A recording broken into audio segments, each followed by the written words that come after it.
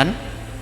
Nabuntag na lang ang mga tao wa gihapon matagbaw sa pag-istorya mahitungod sa ilang kalisang o kahadlok nga nasinatian adtong gabiuna nga matud pas uban sukad sa ilang pagkataong kalibutan na katura gyud sila nakasaksi sa mao nga kusog nga pagtayog.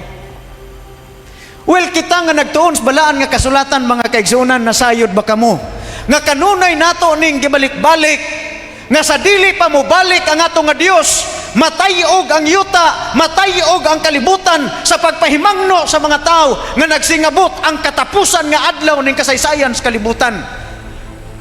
Pagampo namo nga magtiayon, akong gibutang sa akong pagampo, Ginoo, kini nga panghitabo dili lang ni kay ilhanan, kini nga panghitabo pagpamatani sa mga katawhan nga kinahanglan magpasiguli sa ilang pakigsaad o pag-alagad sa atong Ginoo. Tanawa ra ng gisultis Lucas 21:25. Adunay mga ilhanan diha sa adlaw sa bulan. Dunay mga ilhanan diha sa kabituonan. Dunay mga ilhanan diha sa yuta. Unsa man nga mga ilhanan?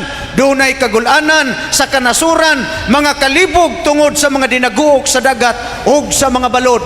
Ang mga tao panguyapan sa kalisang ug sa pagpaabot sa may tabo sa kalibutan kay matay ug manunya ang gahom sa kalangitan.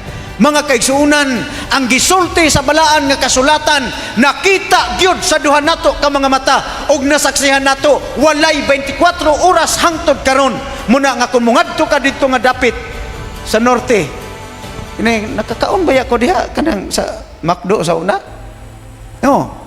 Pero kasabay magtuo mga kaigsuonan nga pila ra ka segundo nga pagtayog ang pila ka milyon nga piso nga edipisyo mga kaigsuonan natayog, nahulpa og ning balik ngadto sa yuta.